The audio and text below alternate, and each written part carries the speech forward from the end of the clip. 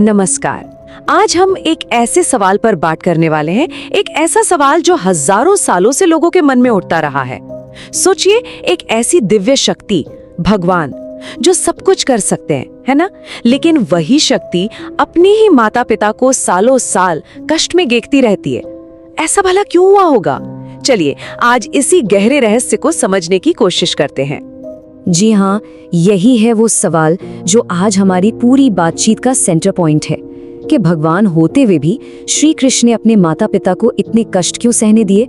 एक बेटा जो खुद ईश्वर है, वो अपने ही माँ बाप देवकी और वासुदेव को कंस की जेल में तड़पता हुआ क्यों छोड़ देता है?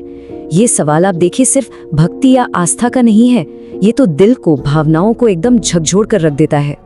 तो कहानी की शुरुआत कहाँ से होती है? ये होती है मथुरा से, जब कंस के साथ वो भयंकर युद्ध खत्म हो चुका है। एक बहुत बहुत लंबा इंतजार अब खत्म होने वाला है और एक ऐसा मिलन होने जा रहा है जो इतिहास में दर्ज हो जाएगा। माहौल ऐसा है कि उम्मीद भी है और एक बेचैनी भी। कंस, वो अत्याचारी राजा, उसका वध हो चुका है। समझिए कि धर्म की स्थापना का पहला कदम तो पूरा हो गया, पर अब बारी थी उन असली बेड़ियों को तोड़ने की, जिन्होंने सिर्फ शरीर को नहीं बल्कि रिश्तों को, धर्म को, सबको जकड़ रखा था। और फिर वो पल आता है।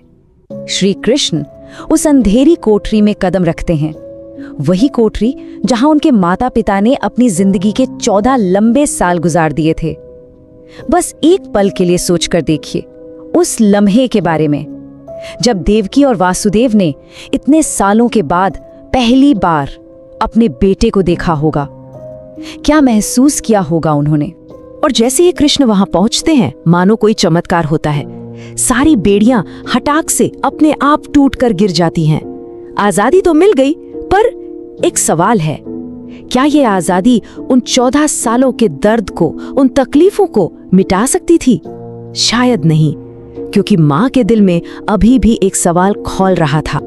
और आखिर में माँ देवकी वो सवाल पूछ ही लेती हैं। वो अपने बेटे से कहती हैं, पुत्र, अगर तुम सच में ईश्वर हो, अगर तुम भगवान हो, तो हमें पहले क्यों नहीं छुड़ाया? क्यों इतने सालों तक हमें ये कष्ट सहने दिया?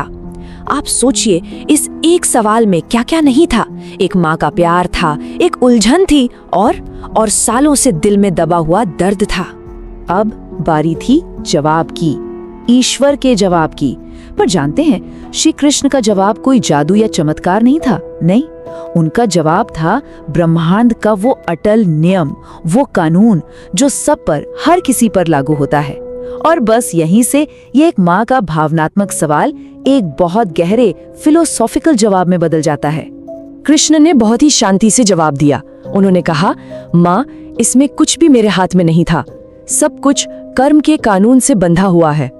उन्होंने समझाया कि देखो, कर्म क्या है? ये एक तरह का यूनिवर्सल लॉ है, एक ऐसा हिसाब किताब का बही खाता जहां हमारे हर एक्शन का एक रिएक्शन, एक नतीजा दर्ज होता ही होता है। और इस नियम से कोई नहीं बच सकता, कोई भी नहीं, मैं भी नहीं। और फिर कृष्ण ने उस राज से पर्दा उठाया जो इस जन्म का था ही नहीं, वो तो जन्मों जन्मों पुराना था। उन्होंने बताना शुरू किया कि ये जो कुछ भी हुआ है ना, इसकी कहानी सिर्फ इस जिंदगी की नहीं है, इसके तार कहीं बहुत पीछे एक पिछले जन्म से जुड़े हुए हैं। उन्होंने अपनी बात शुरू की, माता, आपको शायद याद नहीं होगा, पर अपने पिछले जन्म में आप, और बस इतना कहकर वो रुक गए। सोचिए, वो वाक्य अधूरा था, लेकिन वहां मौजूद हर इंसान की जैसे सांस ही रुक गई हो, क्योंकि अब एक बहुत बड़ा सच सामने आने वाला था। आप थी रानी कैकेयी। जी हाँ, बिल्कुल सही सुना, वही रानी कैकेयी जिन्होंने राजा दशरथ से अपने वचन का इस्तेमाल करके अपने ही बेटे जैसे राम को पूरे 14 साल के लिए वनवास पर भेज दिया था।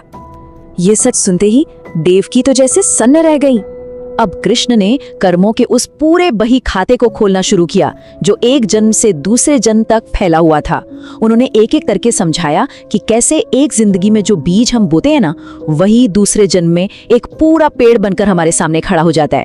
अब वो पेड़ मीठे फल दे या कड़वे, ये तो बीज पर ही निर्भर करता है। और कमाल की बात देखिए, ये कोई इत्तेफाक नहीं था। पूरे के पूरे 14 साल, जितने साल का वनवास रानी कैकेयी ने राम को दिया था, ठीक उतने ही साल का कारावास देवकी बनकर उन्होंने भोगा। कहते ना, कर्म का तराजू बिल्कुल सटीक तौलता है, एक पल भी इधर का उधर नहीं होता। लेकिन रुकिए, कहानी यहीं खत्म नहीं होती, ये सिलसिला तो और भी आगे गया। उस जन्म में जो राजा दशरथ थे, जो अपने बेटे के बिछड़ने के गम में तड़प तड़प कर मर गए थे, वो इस जन्म में वासुदेव बने। और सबसे सुंदर बात सुनिए, जो माँ कौशल्या अपने बेटे राम का प्यार, उनका बचपन नहीं देख पाई, वो इस जन्म में कौन बनी? वो बनी माँ यशोदा, ताकि कृष्ण का सारा प्यार, सारा बचपन का सुख उन्हें मिल सके, जिसकी वो हमेशा से हकदार थीं। तो कर्म, आप देखिए, सिर्फ सजा नहीं देता, वो संतुलन भी बनाता है।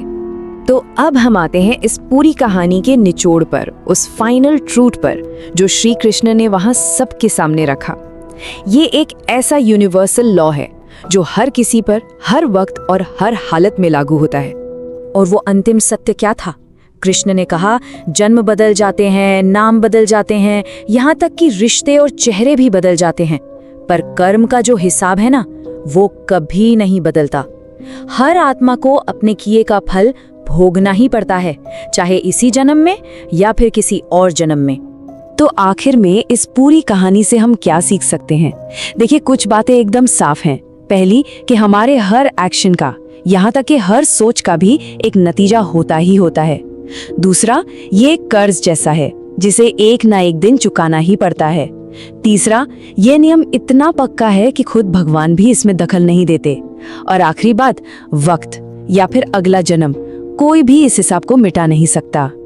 और अंत में ये हजारों साल पुरानी कहानी घूमकर हमें आज, हमारे आज पर लाकर खड़ा कर देती है।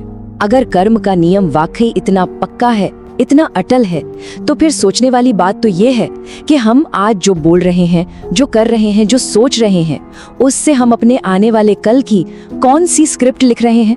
और इस कहानी का फैसला और किसी के नहीं, बल्कि हमारे ही हाथों में है।